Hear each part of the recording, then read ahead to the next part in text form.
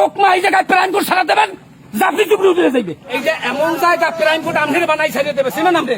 আপনি যত কথা কইবেন, কথা কম কইবেন। আপনি তো প্রাইম কোর্ট সারা আপনি কেন দিলেন? মেম্বার সামনে কই গেছে যে প্রাইম কোর্ট এই না চেয়ারম্যানটা আমরা আইছি, আপনি তো জনগণের আপনি কেতন করলেন কে? প্রাইম কোর্ট সারা দেবেন কেন হইতে পারেন? আমার বারবার দোকানে আমার বারবার লড়াইতে ঘুরে গেলে যাইবেন করতে আছে আপনি।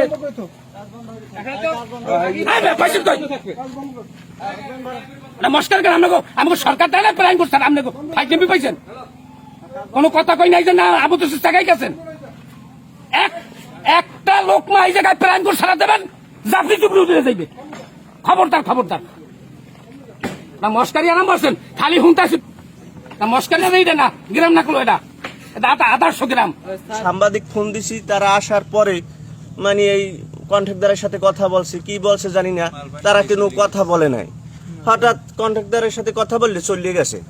হয় মনে হয় কিছু টাকা দিয়েছে যে আপনারা আইডিয়া করেন না, নিউজ করেন, আমরা চলে যান, আমরা তো খুব এর ভিতরে আছি।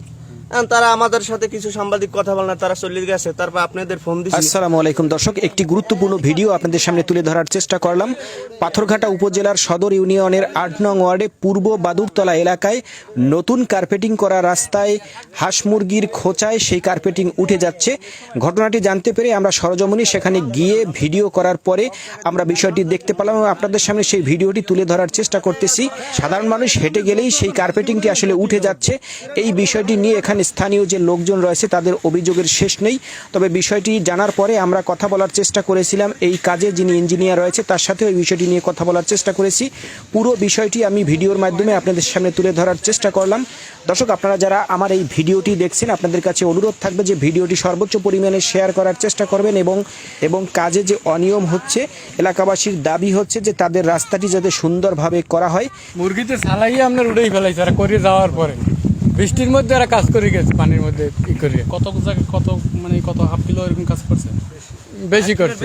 মানে গতকালকে মনে হয়, গতকালকে সম্ভবত বৃষ্টির সময় কিছু রাস্তার পিচ, যেটা আর কি, আমরা তো এগুলো বিষয়ে এতটা অবগত না, রাস্তার পিচ এগুলো দিয়েছে। তো যার কারণে হচ্ছে যে বৃষ্টির সময় এগুলো উঠে যাওয়ার সম্ভাবনা আছে। এবং এলাকাবাসী সকলেরই দাবি হচ্ছে আমাদের রাস্তা, আমাদের এটা অধিকার, এই রাস্তা আমাদের পরিপূর্ণভাবে পরিপাটিভাবে আমাদের দরকার।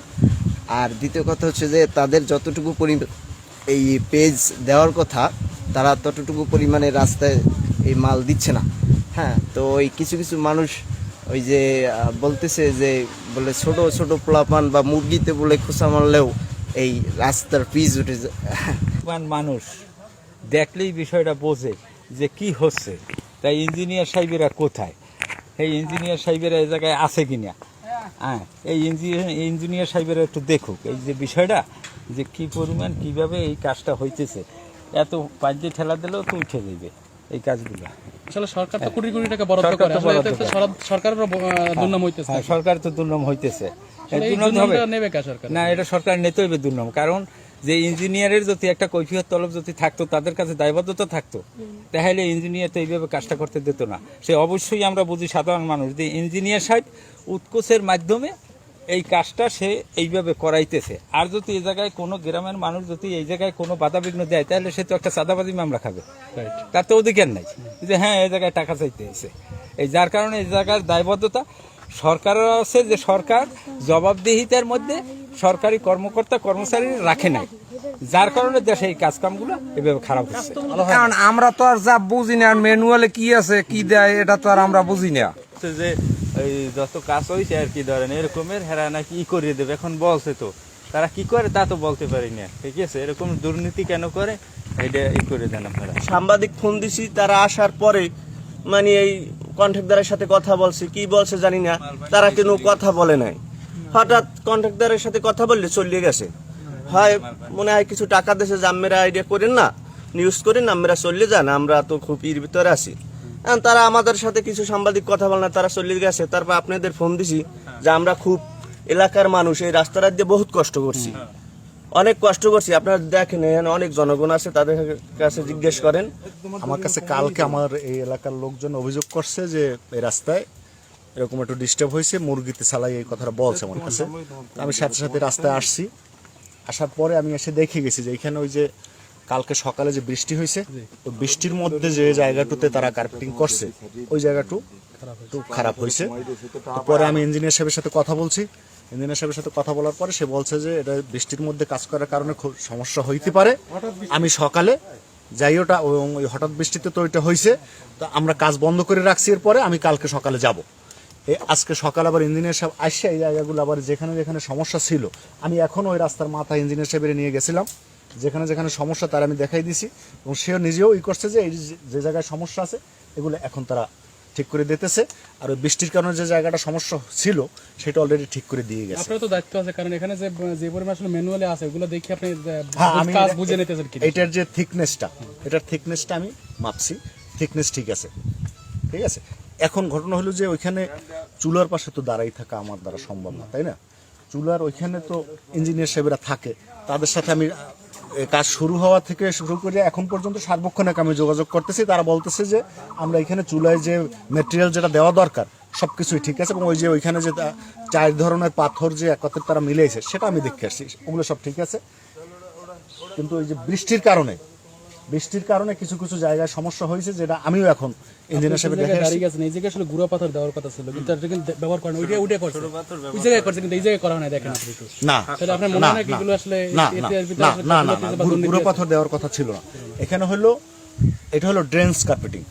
ড্রেন্স কার্পেটিং হলো 4 ধরনের পাথর, মিক্সিং 4 ধরনের পাথর মিক্স করে দেবে। আর ওইখানে যেটা ছোট পাথর দিয়ে যেটা দেওয়া হয়েছে ওটা হলো উপরে সিল কোট। এই রাস্তাটাই কিন্তু টেন্ডারে সিল কোট নাই, ওইটা হলো ওই যে রিপেয়ারের জন্য ওই যে বৃষ্টির কারণে যে সমস্যাটা হয়েছে ওইটা তারা হলো সিল কোট করে দিয়ে গেছে।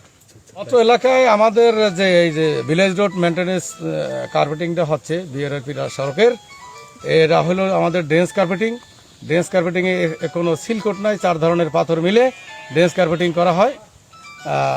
এখানে আমাদের কাজের কোয়ালিটি, আমরা বাংলা ভিটামিন দিয়ে কাজ করি, বাংলা ভিটামিনই আমাদের শিডিউলে আছে। কাজের কোয়ালিটি এবং থিকনেস আমাদের শিডিউল মাফিক আছে, শিডিউল মাফিক আছে। এখন লোকজনে কিছু কথা বলতে পারে, কার্পেটিং এর অনেকগুলো আইটেম আছে বলা, যেমন মুরগিতে কোনো কার্পেটিং চুলাইতে পারে না, এই কথাটা অহেতুক। এবং এই কথাটা মুরগিতে যদি চুলায় হেলে ভিটামিন তো হেলথ হইতো না, হেলথ কার্পেটিং চুলাইতে পারে না, এটা আসলে এই কথাটা সত্যি না। এটা মানুষ হয়তো বুঝতে পারে না, বুঝতে হয়তো বলে যে এরকমের, আসলে সেটা না।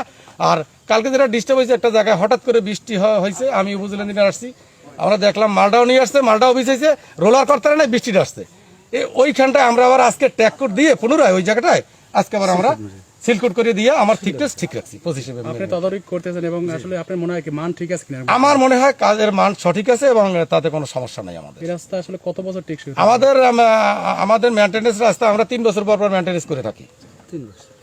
3 বছর এরকম ভালো থাকবে। হ্যাঁ, ভালো থাকবে ইনশাআল্লাহ। হ্যাঁ, আবার বাংলা আবার নতুন করে হইলে আবার আমরা মেইনটেনেন্স আওতা আসবে।